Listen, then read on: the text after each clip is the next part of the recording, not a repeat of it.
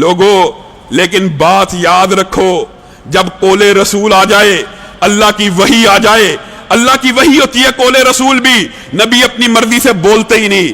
جب اللہ کا حکم آ جائے عقل نہیں چل سکتی، منطق نہیں چل سکتی۔ آپ کو جتنی مرضی چاہے عقل کی کوئی بات اچھی لگے، اپیل کرے، جہاں پہ قال اللہ قال رسول کی بات آ جائے آپ نے یہ عقیدہ بنا لینا، بس اب ہم عقل کو نہیں دوڑائیں گے۔ افسوس اور دکھ کی بات ہے نا، کسی کو تان و تشنیع کرنا مقصود نہیں۔ نبی کریم صلی اللہ علیہ وسلم پے در پہ 10-13 برس ایک ہی عمل، نماز کو سینکڑوں ہزاروں صحابہ کے سامنے پڑھتے رہے۔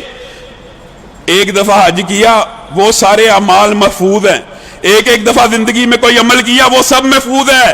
13 برس 10 برس جس نماز کو ہر روز سینکڑوں ہزاروں صحابہ کے سامنے ادا کیا، تم نے اس کو متنازع بنا لیا۔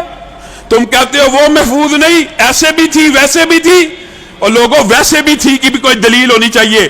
اللہ کی قسم جب قول رسول آ جائے گا، حدیث رسول آ جائے گی، فرمان رسول آ جائے گی، ہماری آنکھیں جھک جائیں گی، ہم مان لیں گے۔ لیکن اگر ہم یہ کہیں گے کہ ہمیں منوانا ہے، یا رب کا قرآن لے کے آؤ یا مدینے والے کا فرمان لے کے آؤ، ہمیں اس طرح نہ مناؤ کہ ہمارے امام صاحب نے کہا ہے، ہمارے پیر صاحب نے کہا ہے، ہمارے فقیہ صاحب نے کہا ہے، یہ کوئی دلیل نہیں، یہ کوئی حجت نہیں۔ لوگوں نبی کریم صلی اللہ علیہ وسلم نے پوری عمر اگر ایک نماز بھی صرف ایک نماز بھی رفع یدین کے بغیر پڑھی ہوتی، مجھے اور آپ کو پڑھنے پہ کوئی اعتراض نہیں، کیونکہ نبی کریم صلی اللہ علیہ وسلم کی ایک مرتبہ کی سنت ساری زندگی اس کو زندہ کیا جا سکتا ہے۔ شیطان نے یہی فلسفہ اٹھایا، انا عقل کی بات، عقل نہیں چل سکتی۔ نتیجہ کیا نکلا؟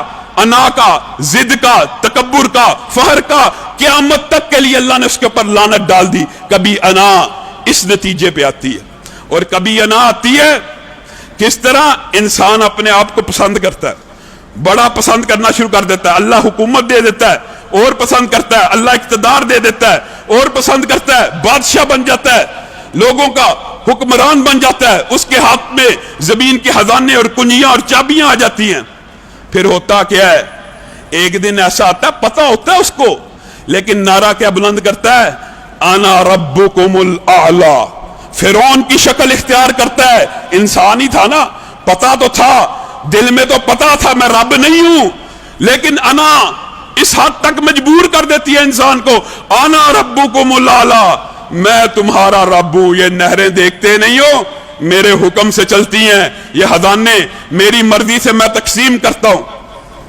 امام غزالی نے، امام ابن قیم نے انا کی مختلف شکلوں کو اتنی خوبصورتی سے بیان کیا ہے، میں بھی آپ کے سامنے چند باتوں کو رکھوں گا۔ امام ابن حزم کہتے ہیں انا اتنی بری چیز ہے، اعجاب پسندی اتنی بری چیز ہے، خود پسندی، نرگسیت جس کو اردو میں کہتے ہیں، نرگسیت، اپنی ہی ذات کیا، انسان اپنی ہی ذات کے محور کے ارد گرد گھومنا شروع کر دیتا ہے، اپنی ہی ذات کو سمجھتا ہے بہت اعلیٰ ہے، بہت افضل ہے۔ امام ابن حزم کہتے ہیں یہ ایسی بیماری ہے کہ اس بیماری میں جو بندہ مبتلا ہوتا ہے نا، وہ اپنے گدھے کو، اپنے جانور کو، اپنے گھر میں پالے ہوئے چپاہوں کو عام انسانوں سے افضل سمجھنا شروع کر دیتا ہے۔ یہ ایسی بیماری ہے، اور ایسا ہوتا ہے۔ آج کل آپ دیہاتوں میں دیکھ لے، کسی چودھری کا کتا مار دو، بھینس مار دو، اس کے بدلے میں انسان مار دیتے ہیں، گویا ان کی انا اتنی بلند ہو جاتی ہے کہ اپنے چپاہوں کو انسان سے افضل سمجھنا شروع کر دیتے ہیں۔ اور انا پسندی کئی مرتبہ آگ میں ایسے لے کے جاتی ہے کہ انسان حیران رہ جاتا ہے۔ ایک نبی کریم صلی اللہ علیہ وسلم نے فرمایا 2 بھائی ہوا کرتے تھے، ایک بہت نیک تھا، ایک بد تھا۔ اچھا بھائی نیک کو سمجھاتا رہا، گناہ سے بعد آ جا، یہ کام چھوڑ دے، نیک اپنی نیکیوں میں لگا ہوا ہے، بد اپنی برائی میں لگا ہوا ہے۔ ایک دن اس نے گناہ کیا بھائی کے سامنے، بھائی کو غصہ آ گیا، نیک شخص کو۔ لوگوں اللہ کی قسم انا کئی دفعہ نیکی کے ذریعے بھی انسان میں آتی ہے، نیکی کے ذریعے بھی حملہ آور ہوتی ہے، میں بڑا نیک ہوں۔ جب انسان کے اندر یہ سوچ آ گئی نا میں بڑا نیک ہوں، اس کا بیڑا غرق ہو گیا۔ تجھ کو نیکی کی توفیق کس نے دی ہے؟ اس رب نے دی ہے۔ انسان یہ کیوں نہیں سمجھتا یہ ہاتھ، یہ ماتھا، یہ پاؤں، یہ جسم، یہ آنکھ، یہ کان، ہر چیز رب نے دی ہے. اگر رب کے سامنے جھکا رہا تو شکر بھی اس کا ادا کرے کہ اللہ تیرا شکر ہے، تو نے مجھے توفیق دی، مجھے نیک بنایا، میں بدی کے راستے کے اوپر نہیں چلا. لیکن ہوتا کیا ہے، اپنی نیکی میں فخر آ جاتا ہے.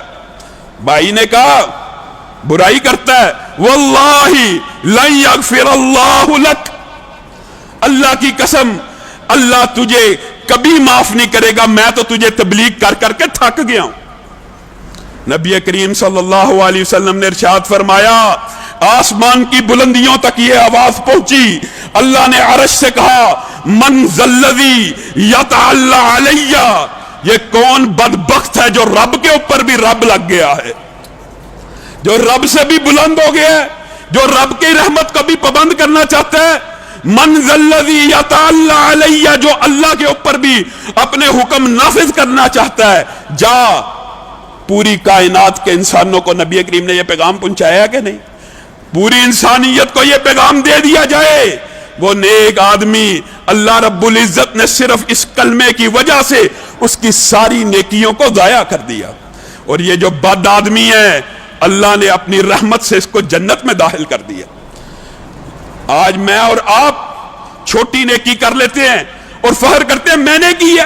اسلاف نے یہ لکھا ہے، ایک بندہ فجر کی نماز مس کر دے باجماعت، اٹھ کے اللہ سے ضمیر میں کچوکا لگا وہ معافیا مانگتا رہے، اللہ بڑی غلطی ہو گئی، نیند میں تھا. یہ اس کے لیے بہتر ہے کہ انسان ساری رات قیام کرے، فجر کی نماز باجماعت ادا کرے، اور اس کے دل میں یہ فخر پیدا ہو، اللہ کی میں نے بہت عبادت کر لی. اے بندے، یہ عبادت کی توفیق تجھے اللہ نے دی ہے. اگر